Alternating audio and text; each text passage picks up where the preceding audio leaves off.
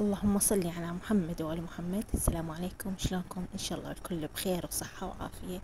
حبيت أشكر من القلب آه، لأنه صعدت الفيديو. كل من شاهد الفيديو وكانت مشاهدات حلوة مشكورين، وإن شاء الله بميزان حسناتكم. مشاهدات كلش حلوة وفرحت، وهذا يخليني استمر. تشجيعكم إلي يخليني استمر وياكم. هنا فيديو اليوم متنوع، إن شاء الله يعجبكم. وهم أتمنى تصعدون الفيديو، ترفعون منتدى لايكات، وإن شاء الله يكون بميزان حسناتكم، وإن شاء الله تكون مشاهدة ممتعة. هنا إذا أطبخ أو راح أطبخ الباشا العراقية. أنا أول مرة بحياتي أطبخها الصراحة، يعني ما طبختها سابقا. جابها زوجي قال لي طبخيها، يعني هي مرة مين راضي لها شي، بس أنا شوي مستصعبة الأمر لأنه أول مرة راح أطبخها. غسلتها كلش زين، هو يعني جابها نظيفة ومقطعها، بس أنا غسلتها كلش زين غسل تمام. وضفت كمية من الزيت بالقدرية، وهذا البصل قطع، والثوم شفتوا قدامكم، وورق الغار. وهي ضفتها الباشا هي والرجين مالتها. باشا غنم يعني اكو هي مثلا مال طلي، واكو مال صخر يسموها، فجبناها مال غنم. بعد يعني فرش استوى ذابح، والقصاب وجابها لنا زوجي. فأني قمت أطبخها من الفجر، قلت على مود تلحق للغدا، وفعلا الحمد لله لحقت. ما أدري ليش قلت لكم، يعني ضفت البصل والورق الغار والبهارات، بهارات كركم وبهارات نكهة جدر. بس ظليت أشوح بها لحد ما تغير لونها.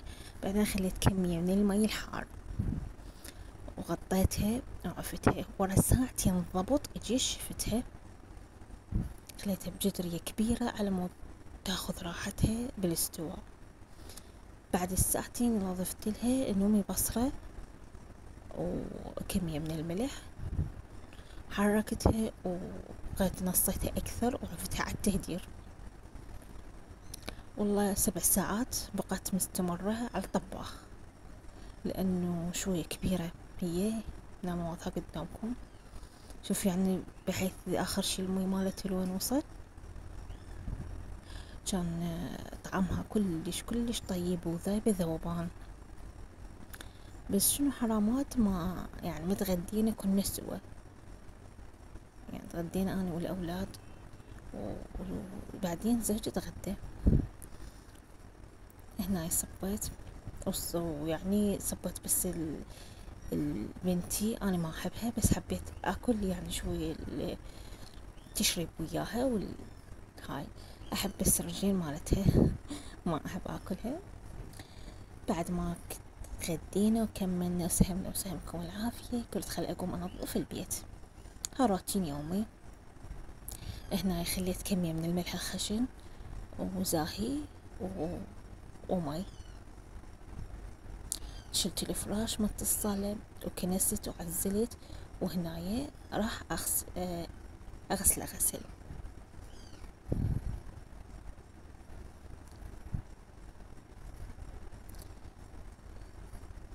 وزعت المي بكل الصالة والغرفة. بعدين ظليت أفرك بيه كل الزين بالمكناس العمودية. شوية مكاننا مقيد لأنه غراض ومنا فيعني دا أحاول اللي أقدر عليه أنظفه. شقة صغيرة وغراضه هواية. بعد ما غسلته كل زين كنست العفو، وبعدين مسحته بالمسحة، وبعدين بالوصلة ظليت أنشف بيه بالوصلة أو أمسح بيه مرتين وثلاثة لحد ما قام يلمع لمع.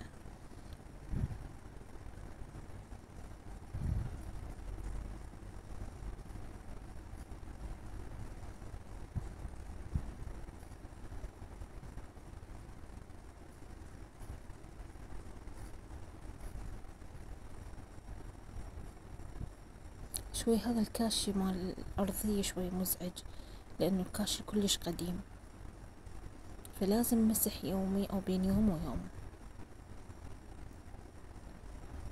أنا مفرشة يا دوب يعني حصير صغيرة على قد القعدة مالتنا. وقت النوم يعني كل من بغرفته. هنايا الصالة الثانية نبدأ أفرك بها كل الزين.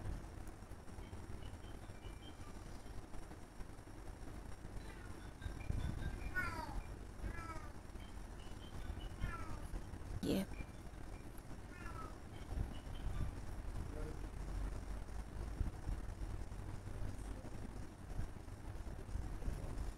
حسيت المي قليل، رجعت خليت اكو مكانات يعني مصاير بيها مي، خليت ودا انظف بتدقيق.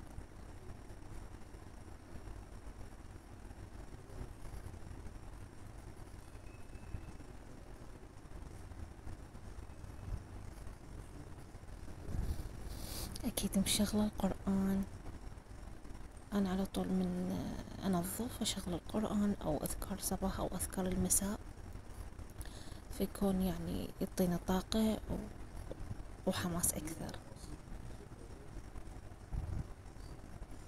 مسحت الميوزة، مسحت حافة الشبابيك، الغسالة، الثلاجة المجمدة، يعني هاي هيجي يوميا تنظيف يومي.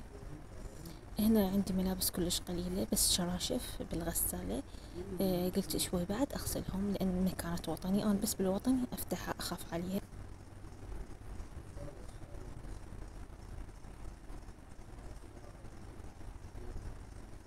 نشفت الارضية وكملت.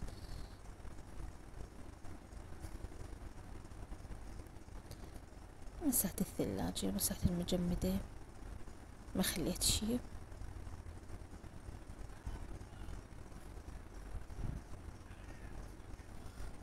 بعدين غسلت الصحيات وما حبيت اصورهم، بس صورت المغسلة، غسلت المغسلة، غسلت المراية. هاد تنظيف يومي تحفيزي حبيت اشاركه وياكم.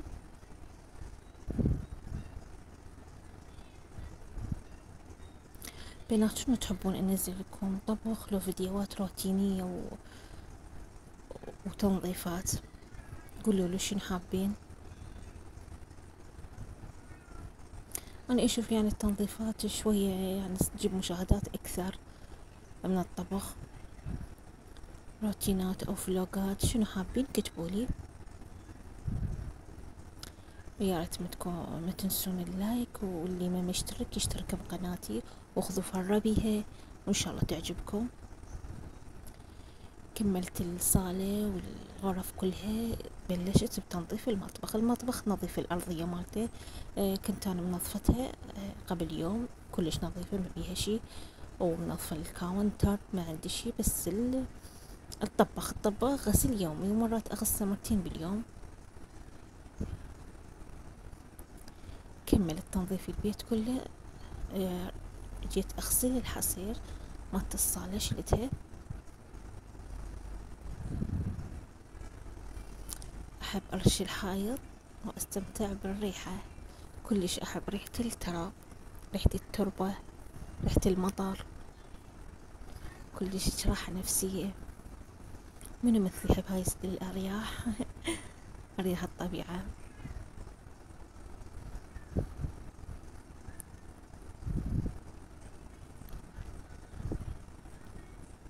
مساحة كلش صغيرة، يعني بحيث هي هاي الحصير طبقتها طبقتين، فيا دوب أقدر أغسل هيج مكان، يعني ما أقدر زوال كبار أو عصران كبار. خليت كمية من الزاهي أضيف شوية شوية، وهمينة بالمكناسة. الحمد لله الماي قوي، خليت أفرك كلش زين.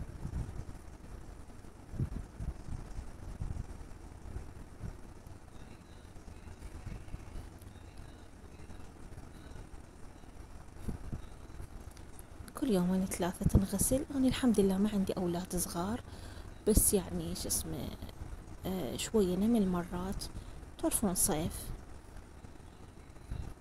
واحد لا أراد ينكب منه شاي أو مي أو عصير أو هيجي سوالف. بس أنا مو اللي شرط يعني تنكب شغلة يلا أنظفها، لا هيك متعلمة يعني كل يومين ثلاثة لأنه صيف والأرضية تنمسح على طول. همينة غسلتها كل جزئين من الجهتين، كملت نظفت الأرضية مالت البلكونة وحطيت هاي على جهة الحصير على مود تنشف براحتها. آخر شي شطفتها وسميت عليها وعفتها. آخر شي من كملت شريتها على الحائط وسديت الباب وطلعت.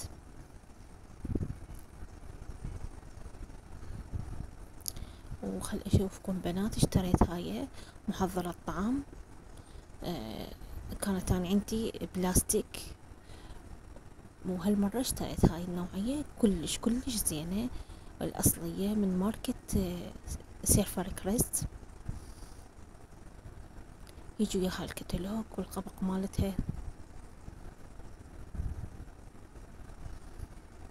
تجي هاي الشفرات بهاي القاعدة محمية يعني من الصدى، ما شاء الله كلش أصلية. يعني ضغطتين تصير ينهرس كلش، يصير الخضار ناعم. حتى يعني مرات ما لحق، يعني مرة سويت مال دولمة صار مي كلش، فقمت بهدوء ضغطتين مو أكثر. هاي تصير هي العلبة أو هي القاعدة تصير زجاجية، وهنا شغالة. شوفوا هاي أول مرة أفتحها، هسه اشتريتها ما صار لي هواية. بنات من تشترون شغلة للبيت اللي تفرحون، أنا كلش أفرح من أشتري شغلة خاصة للمطبخ أو البيت، يعني أكثر من ما أفرح بمكياج وملابس. هنا بعد ما جربتها رجعت ضميتها، بس حبيت أشوفها لكم. وهنا كان عشاني سويت فينجر وكولا فينجر. شوفوا الكمية، أولادي كلش يحبون الفينجر. اليوم الما يدخل بأكلاتنا ما تحس ماكلين شي. وشنو أجيب لهم هاي التتبيلة الخاصة مال البتية الفنجر بنكهة الجبن المدخنة، كلش طيبة من عطار. وهاي سويت بيتزا أو ميني بيتزا همين باللحم المفروم. مرة بالأسبوع أسوي لهم بيتزا كلش يحبوها. نضيف عليه كاتشب ومايونيز يصير طعمه كلش طيب. وكان هذا عشان المتواضع، سهمنا وسهمكم العافية. وكان هذا الفيديو لليوم مالتي، ان شاء الله يعجبكم. لا تنسون اللايك واشتراك وكلمة حلوة ومشكورين من القلب. ارجع واقول لكم كل من يشاهد لي، وان شاء الله هذا الفيديو هم يصعد. ولا تنسون بنات قولوا لي شنو حابين انزل لكم فيديوهات فلوقات طبخ او تنظيف. ان شاء الله مشاهدة ممتعة، ومع السلامة.